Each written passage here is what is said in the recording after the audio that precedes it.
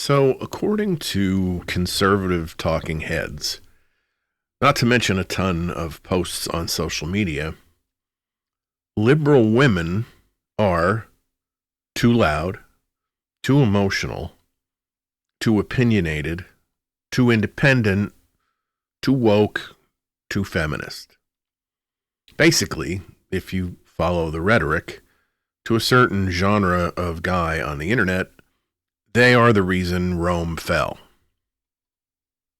And yet, you guys won't stop trying to date them. That's like walking into a restaurant, loudly announcing, "This food is garbage," and then ordering it anyway. Twice.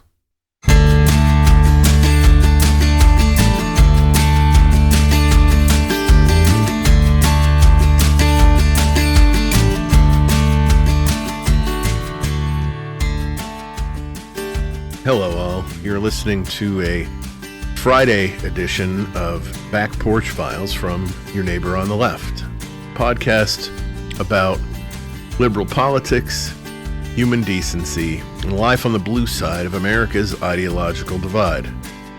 My name is Don Spielis, and I am your host.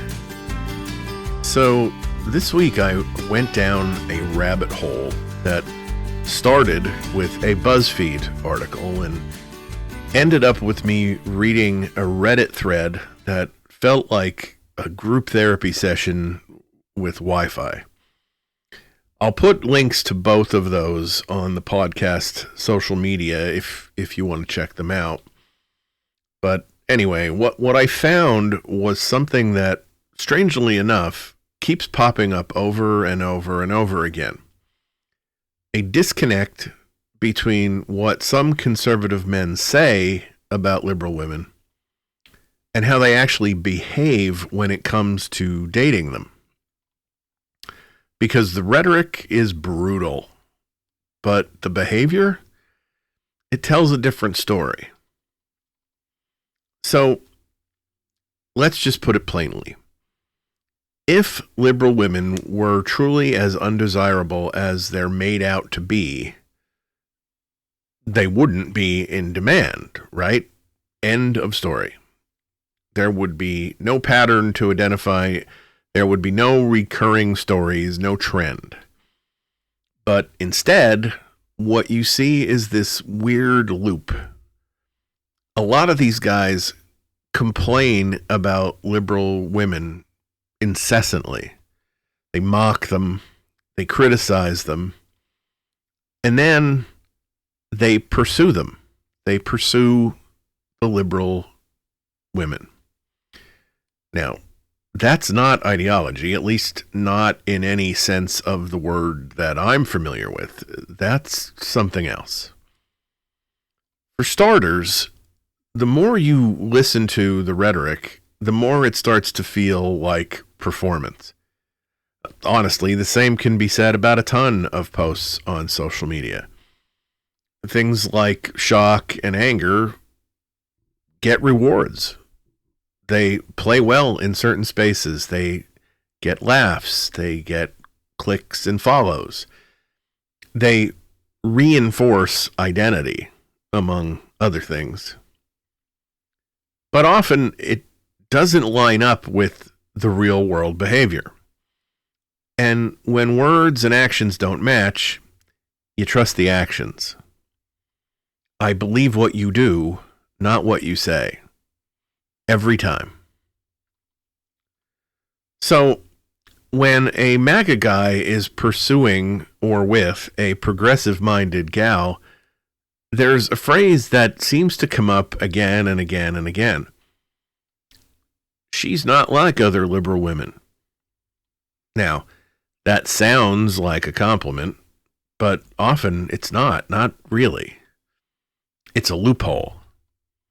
A way to say, I'm not about to rethink my beliefs. You just happen to be the exception. It works for them because it lets the larger narrative stay intact. From there, it often slides into an assumption. that her beliefs are flexible, her values are negotiable, her worldview is temporary, that eventually she will come to see the error of her ways and come around to his way of thinking. And that shows up in behavior. Constant debate, dismissiveness, treating convictions like phases. And that does not describe partnership. That's a conversion attempt with a dinner date attached to it. Because yes, there's attraction, despite how this type of dude will tell you on any given day and twice on Sunday that it's not the case. There is no attraction, and that liberal women are the least attractive thing that they can think of. But it's not always the case. There's a draw to the idea of a woman with confidence, a woman with intelligence, a woman who has independence. But it comes without fully embracing what those really mean in practice, because those traits also come with things like boundaries and autonomy and a desire for recognized equality. And those things don't always fit neatly into the traditional expectations. Now you layer in the financial reality.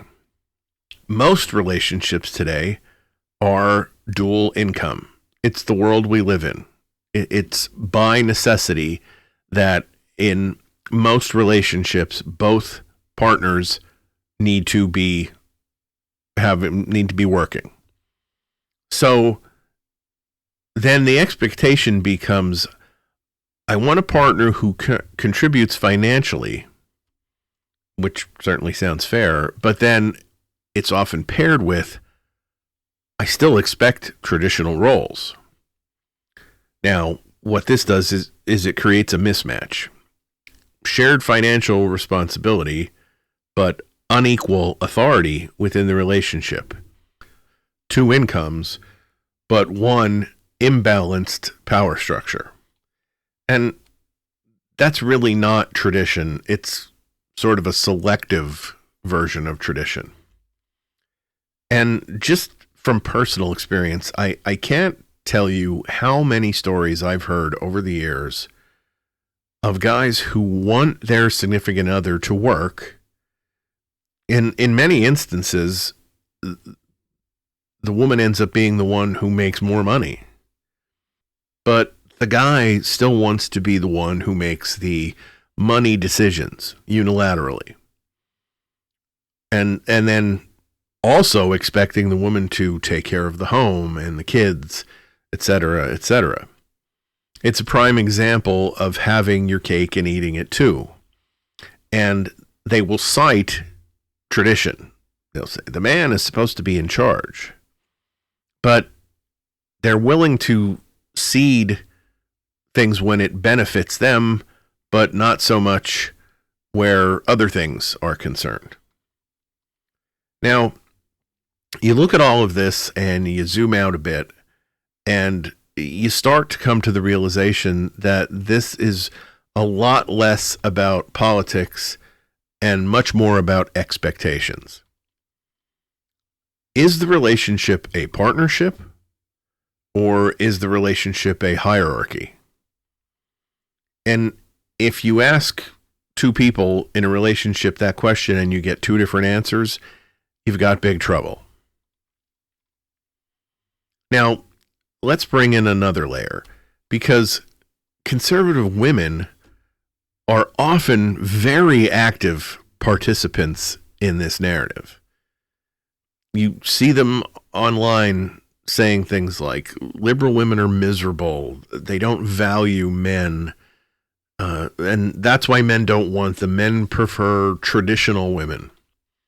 And again, some of that is rooted in real ideological differences, but not all of it, because conservative men are not actually avoiding liberal women the way the rhetoric would make you think they are. Something else is happening when the rubber hits the road. For conservative women, this means now there's an element of competition, because the message says men don't want liberal women, but the behavior suggests some of them very much do. And reinforcing that negative message about the competition becomes a way for conservative women to say, pick me instead. And this is where another piece of the puzzle starts to click into place, and that's the sexual dynamic. Because if you look at what's often described in both anecdotal accounts as well as cultural patterns, you start to see something practical at play.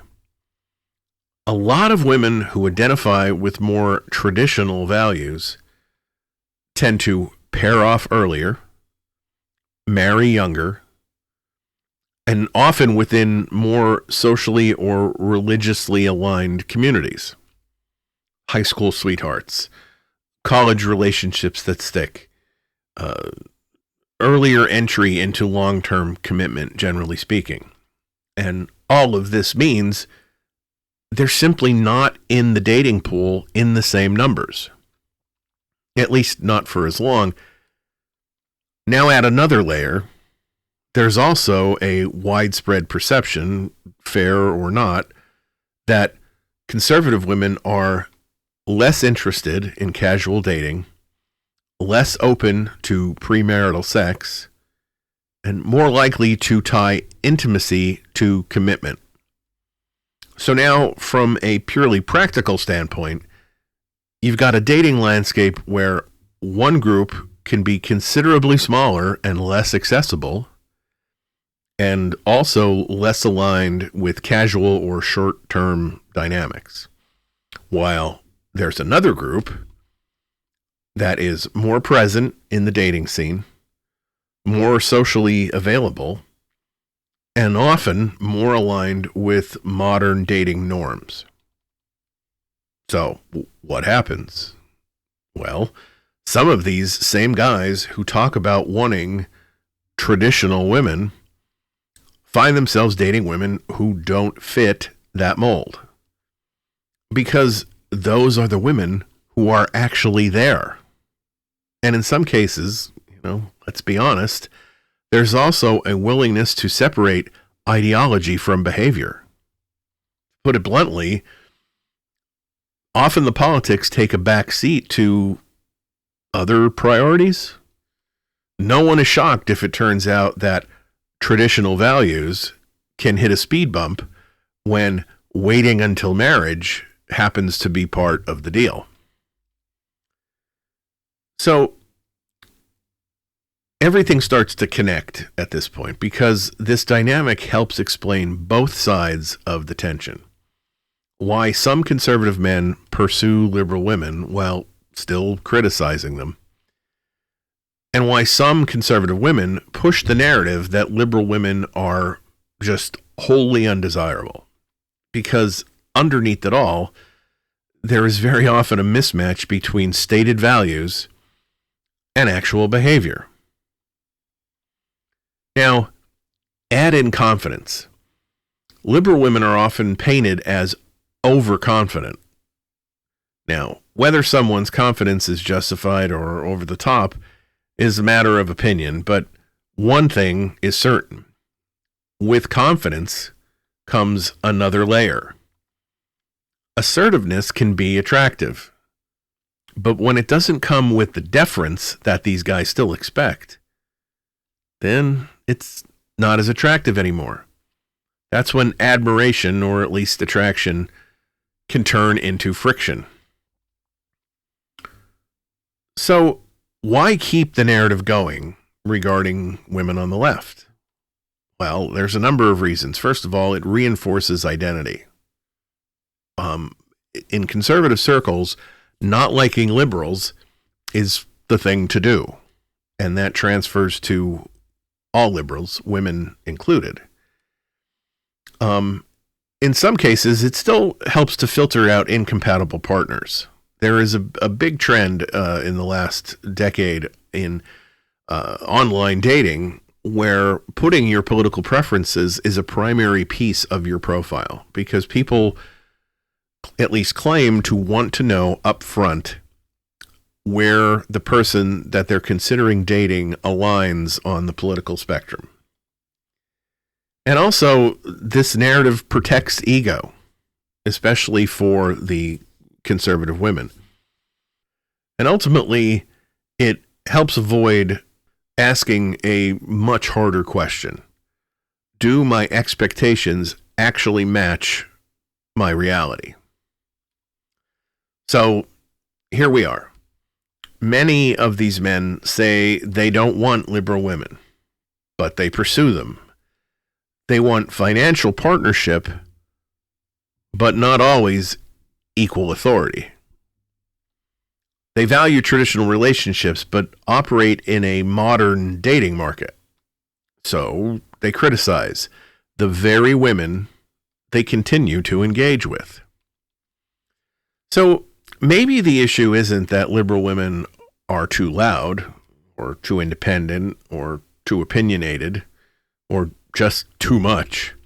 Maybe the issue is that they're not willing to be quieter, smaller, more agreeable, just to make someone else's expectations easier to maintain. And that's not a flaw. That's a boundary. And boundaries are not a bad thing. All right, everybody. Thank you for taking the time to download and listen to this installment of Back Porch Files from Your Neighbor on the Left. If this subject felt a little too real, you're probably not the only one who thinks so, because this isn't just about dating. It's about expectations and whether those expectations actually line up with the world that we're living in. But I want to hear what your thoughts are on this. I want to, if any of you have had experiences in this area and can give me some insight on it, I want to hear about it. I want to hear whatever you have to say, whether it be compliments or critiques or suggestions or whatever. Go to the podcast website, www.neighborontheleft.com. Go to the contacts page, and you can use any one of the social media platforms that the podcast uses to send a direct message and let me know what you're thinking. There's also a email address on the contacts page where you can email your thoughts or opinions. Also on the website is a web player where you can listen to streaming or download any episode of the podcast going all the way back to the very first episode. And there is a blog section on the website where I put posts that mirror the things that I discuss on the podcast, but with one important extra tidbit: all my sources. At the bottom of each blog post is a list of sources with links, so you can see where I'm getting the information that forms the things that I talk about. I'll be back on Monday with another full episode of Your Neighbor on the Left. So between now and then, stay engaged, stay kind, and have the kind of week you'd wish for others.